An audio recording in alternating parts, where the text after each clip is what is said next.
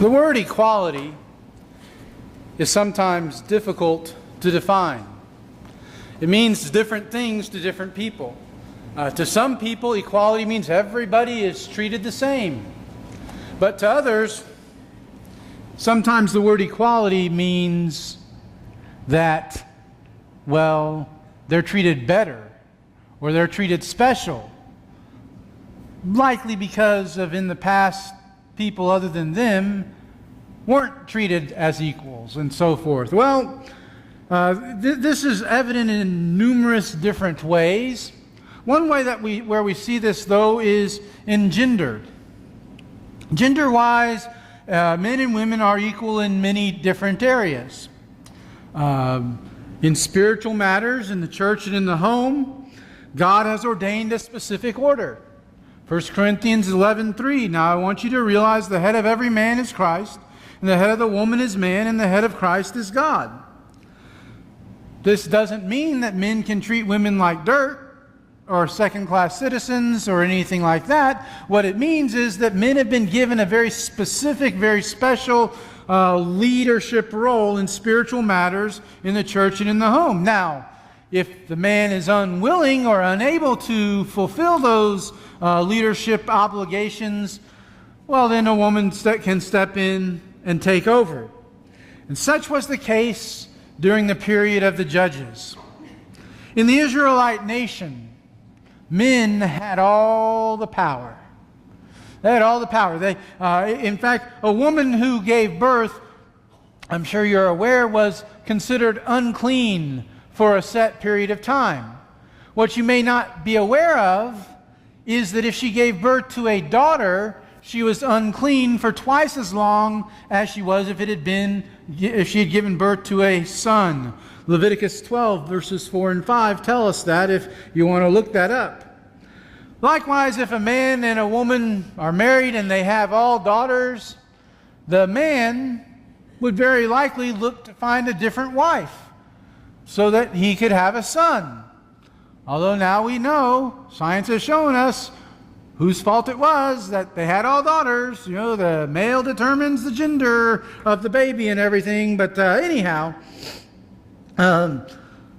did you realize that the fourth judge of Israel was a woman? Her story begins in Judges chapter 4, if you would like to open up your Bibles. Judges chapter 4. It seems that after Ehud led Israel for 80 years, he died. And as was often the case, when one judge died, the cycle of Israel started all over again. Let's take a look at Judges chapter 4 and find out a little bit more information about Deborah the deliverer. And the people of Israel again did what was evil in the sight of the Lord after Ehud died.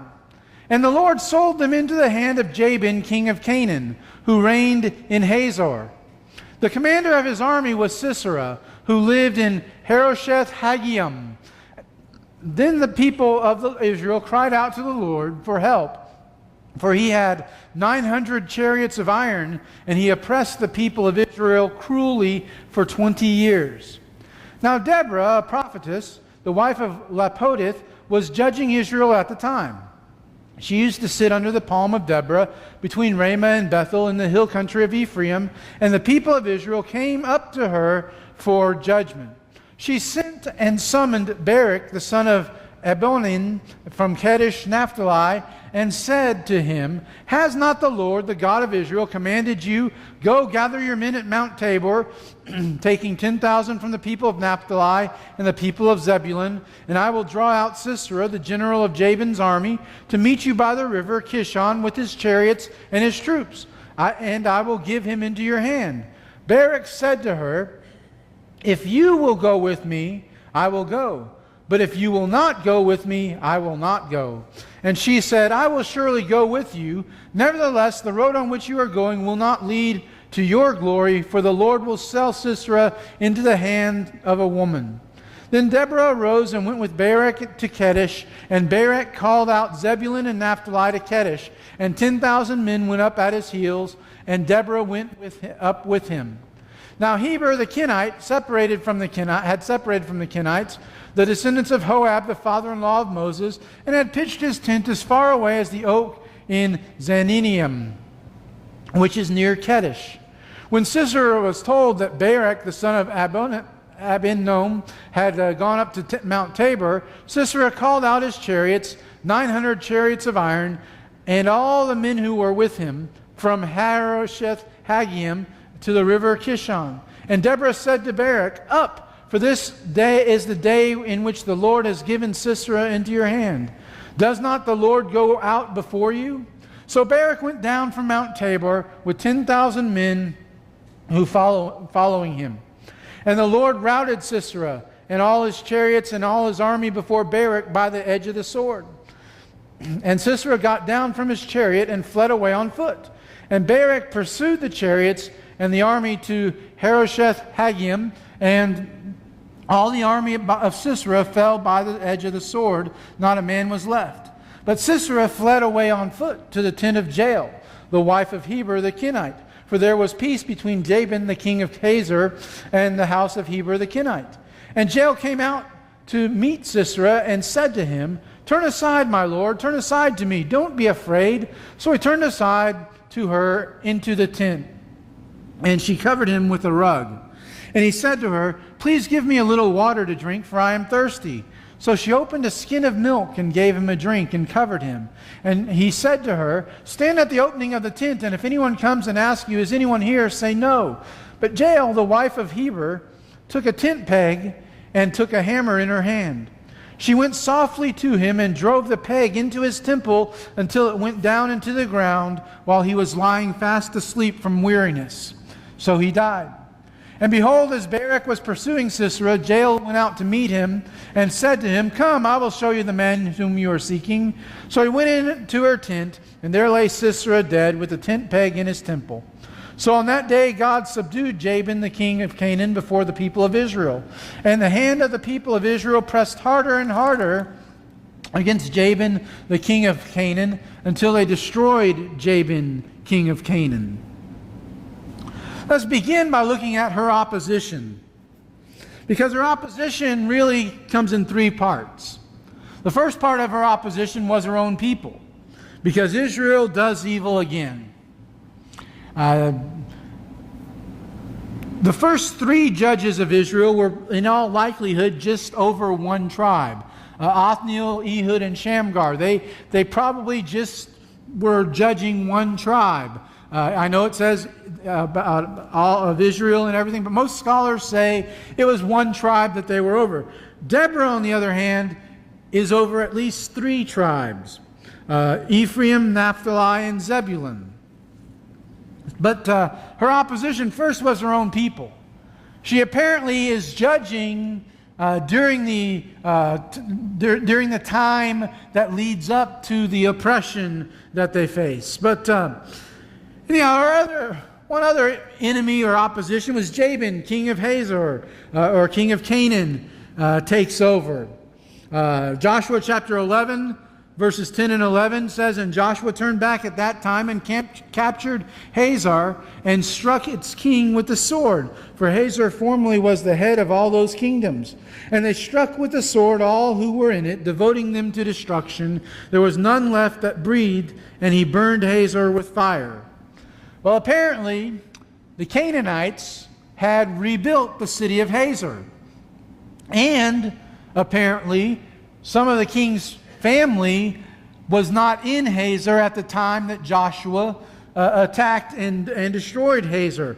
Jabin is probably this king that Joshua destroyed, is probably his grandson or great-grandson, one of the two.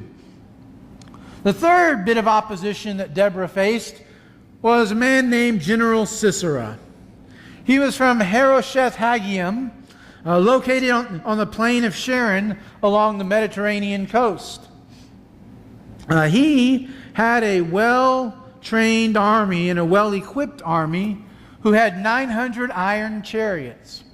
Very intimidating, very, very important that we understand that this was a well-equipped, well-trained army that Sisera was leading. In fact, if you look at verse 3, the people of Israel cried out to the Lord for help, for he, Sisera, had 900 chariots of iron, and he oppressed the people of Israel cruelly for 20 years. 20 years. You'd think that something would click in their heads before 20 years went by. You would think that. But apparently it didn't. And so they sinned, and for 20 years the Canaanites oppressed them. That's Deborah's opposition. Israel itself, because it was doing evil. Jabin, the king, and his number one general, Sisera.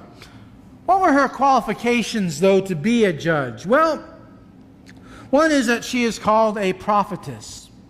Now, some people will cite this as a reason that women can be preachers today. They will say, well, look at Deborah. She was a prophetess, and so forth. And if she was a prophetess, then women can be that today, and so forth. But what they fail to understand is that God can use pretty much any means necessary to get His message out. For example, in the book of Exodus, we read about God using a burning bush that didn't burn up as a means of getting His message across. Because the bush talked in Exodus, can we put a plant up here today to be the preacher? And what about in Numbers chapter 22, verse 28? God spoke from a donkey. So I guess we can get one of Larry's donkeys up here and let the donkey be the preacher. No, God uses means at His disposal. They say, well, but she was a judge. That was a religious leader in Israel. Actually, it wasn't a religious leader in Israel. A judge was a civil leader in Israel. So yes, women can hold civil leadership positions, but not spiritual. The spiritual leadership of the nation was in the hands of the priests at this particular time of Israel. But she was not only a prophetess, she was recognized as a leader in Israel. Again, before she even goes about the process of getting the army to defeat the oppressing forces, she is recognized as a leader in Israel. Verse 7 of chapter 5 in her song says, the villagers ceased in Israel. They ceased to be until I arose. I, Deborah, arose as a mother in Israel. Leadership, though, was not an envied position. It's often been said that those who dare to lead oftentimes are the first ones that get knocked down. Well, that wasn't necessarily the most envied of positions in Israel in this time period. Especially because of the oppression, the cruel oppression of Sisera and Jabin during these 20 years. I mean, Deborah was willing to do it, was willing to help out, but if she made a mistake, they would likely come and kill her, just as an example of what happens if you make a mistake and when they let you be a leader. That might be why no man wanted the job, perhaps, and why Deborah took the position. So she's got her qualifications. Let's take a look at what her strategy was as she begins to raise an army to defeat Sisera and Jabin. Well, she starts by getting a man to lead the charge. Now let's look briefly at the tail of the tape, at some of this man's distinguishing characteristics. First of all, his name is Barak. Okay, his name is Barak. His hometown is Kedesh. Kedesh was likely hit very hard by the oppression, so he would definitely, you would think, want to maybe lead the charge against those who were doing the oppression. His favorite food is chicken. I say, wait a second. Where's that at in here? Well, I say his favorite food is chicken simply because his distinguishing characteristic is the same. He's a chicken. Notice what he says in verse 8. If you'll go with me, I will go, but if you don't go, I'm not going. He tells that to Deborah, okay? So he's a chicken, okay? He's not going to go unless Deborah goes. And so Deborah says, okay, I'll go, but just know this. You could have had the glory, but you're not going to have the glory. It's going to go to a woman instead. And all. And so she tells Barak to gather the forces, or she says, hasn't God told you to get the forces together at Mount Tabor and assemble the army there? And Mount Tabor apparently is where territories of Naphtali, Issachar, and Zebulun sort of came together. Sisera's forces are coming from the west. They meet at Tanakh, about 10 miles southeast of Megiddo. And God gives the victory. So when Sisera shows up with his 900 iron chariots, from Deborah's song in chapter 5, we learn that God said, well, you know what, let's take those chariots out of the equation. And apparently it rained. And when you put iron chariots on wet ground that has turned to mud, what happens to the chariots? They get a little bit bogged down, and they can't go, and they can't move, and so the soldiers lose their advantage. And when they get stuck in the mud, the soldiers retreat. They go southwest back home. But Sisera, on the other hand, flees to the north. I don't know, maybe he figures that everybody's going to chase the soldiers to the southwest. He's going to get away going to the north. So anyway, Sisera flees to Kadesh, which is about 60 miles away from where the battle was to take place. That's where Jael enters the story. Not jail as in a prison type of thing. Jael as in a woman. A woman who is used by God. She builds his confidence. Notice she meets him outside. She says, come on in, I'll take care of you, and invites him and covers him up. He says, can I have some water? I'm just dying of thirst here. And she says, I'll give you some milk. Oh, wow. You know, that's above and beyond. And he's probably feeling pretty secure, pretty safe. And he tells her, okay, here's the thing. If somebody comes by and says they're looking for someone, tell them nobody's in the tent, okay? And that'll be good and all. And she says, well, whatever, okay. And so he goes back into the tent, and apparently he's so tired, and his thirst is quenched with the milk, that he goes into a very, very deep sleep. I say that because you have to be a really, really sound sleeper to sleep through what she does to him next. She puts a tent peg on his temple and a hammer, and pow! And she doesn't just hit it once or twice. It goes all the way through to the other side and into the ground. Eat your heart out, Stephen King, okay? You thought you could be gross. Well, no, this is pretty thriller worthy, I guess. Then Barak arrives. And you can almost see Jael going out to him and saying, hey, I got something I need to show you over here. And she gets to her tent. Oh, Sisera, someone to see. Oh, that's right. Sisera is indisposed all over the inside of my tent in here. And possibly a few years later, after a period of time, Israel destroys Jabin, and the deliverance is complete. Now, what happens next in the story of Deborah is pretty impressive. See, a lot of people don't like the musical genre of entertainment because they say nobody just starts bursting into song with no apparent reason. I mean, that just doesn't happen in real life. Well, Zechariah did it when he was able to talk after he doubted about the birth of John the Baptist. He burst into song. Mary burst into song about her soul magnifies the Lord our God. And Deborah did it.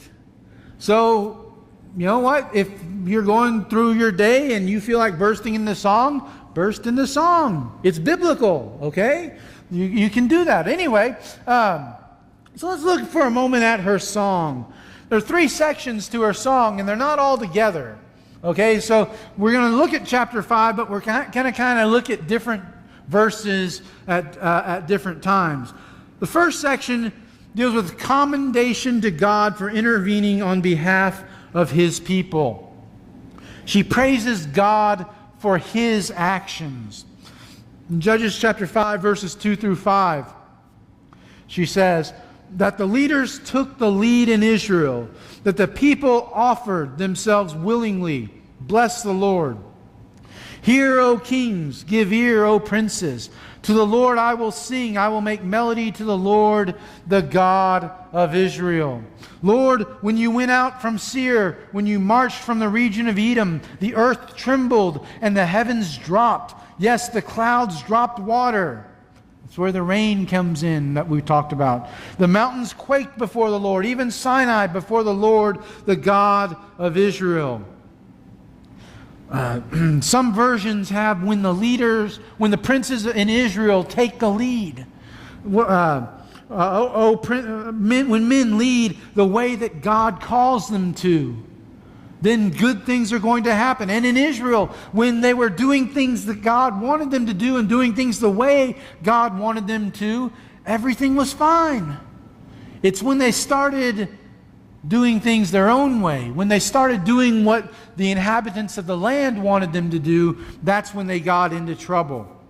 And then verses 20 and 21, from the heaven the stars fought. From their courses they fought against Sisera. The torrent of Kishon swept them away. The ancient torrent, the torrent Kishon, march on, O my soul, with might. In a torrential rain came and made his chariots useless. We also learned that strength for what lies ahead can be found by looking at what has already happened. You see how God has always taken care of you. That ought to give you confidence that God is going to continue to take care of you. Then verse 31, the last verse of chapter 5. So may all your enemies perish, O Lord, but your friends be like the sun as he rises in his might. The land had rest for 40 years.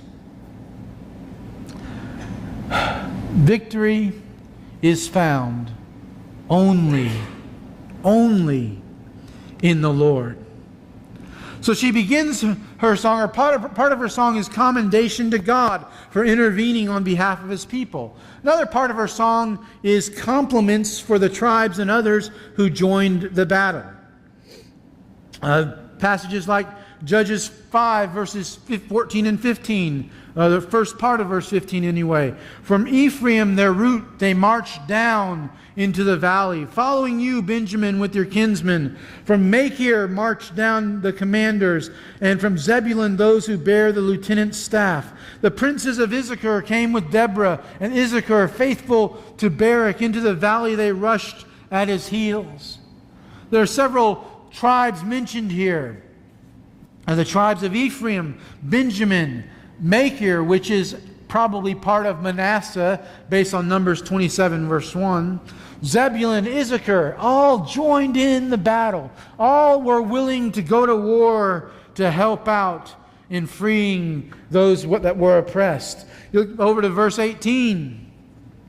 Zebulun is a people who risked their lives to the death. Naphtali too, on the heights of the field. So Zebulun and Naphtali, they were willing to take a huge risk, a huge gamble in order to help the people be freed. And verses 24 through 27, we read, most blessed of women be Jael, the wife of Heber the Kenite, of tent-dwelling women most blessed.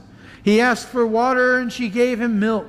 She brought him curds in a noble's bowl. She sent her hand to the tent peg and her right hand to the workman's mallet. She struck Sisera, she crushed his head, she shattered and pierced his temple. Between her feet he sank, he fell, he lay still. Between her feet he sank, he fell. Where he sank, there he fell, dead. Jael is praised for her role as an individual. So she begins with commendation for God, for intervening on behalf of his people. She also compliments those who took part in the battle. Then finally, she has some words of condemnation for the tribes and others that did not join the battle. Look back again at the second part of verse 15 through verse 17. Among the clans of Reuben, there were great searchings of heart. Why did you sit still among the sheepfolds to hear the whistling for the flocks? Among the clans of Reuben there were great searchings of heart. Gilead stayed beyond the Jordan. And Dan, why did he stay with the ships? Asher sat still at the coast of the sea, staying by his landings. So Reuben didn't know what to do. Was confused, didn't know if they should go or not, just sort of debated the idea in their minds for so long that they missed out and they didn't go. Gilead, in this instance, may actually be talking about the tribe of Gad, who stayed at home. Dan stayed by his ships, and Asher didn't help either. And then in verse 23, curse Meroz, says the angel of the Lord. Curse its inhabitants thoroughly, because they did not come to the help of the Lord, to the help of the Lord against the mighty. Bottom line, if you're not with God, you're against God. If you're not on His side, you're on His opponent's side. God can use many different means to achieve His purpose. He can use a man. He can use a woman. He can use a bush. He can even use a donkey to accomplish His purpose and to get His message out. The fact of the matter is that God's will be done. When a man isn't willing to step up and take the lead, a woman will be used. God has given each of us a role to play. And it may be an important role, or it might be a supporting role, depending on how you look at things. But whatever that role is, we have to do our very best at it. We have to play the role that God has given us to play. Deborah did, and you can too. Well, maybe you haven't been playing the role that God has called you to play. God has called you to star in a production of your life that glorifies Him. Maybe you haven't been doing that. Maybe you've settled for a supporting role in a production of your life that, well, glorifies somebody else. Maybe even that glorifies yourself. If so, now's the time to change roles, to switch to a different part, to start to play the part that God calls you to play, the part in your life that glorifies Him. If you haven't been doing that, we want to help. Maybe the help that you need is simply a private response. Maybe the help that you need is a public response. If that's the case, we want to pray with you and pray for you so that you can start glorifying God by everything that you do. If we can help you in some way through a public response, then won't you come to the front now as we stand and sing.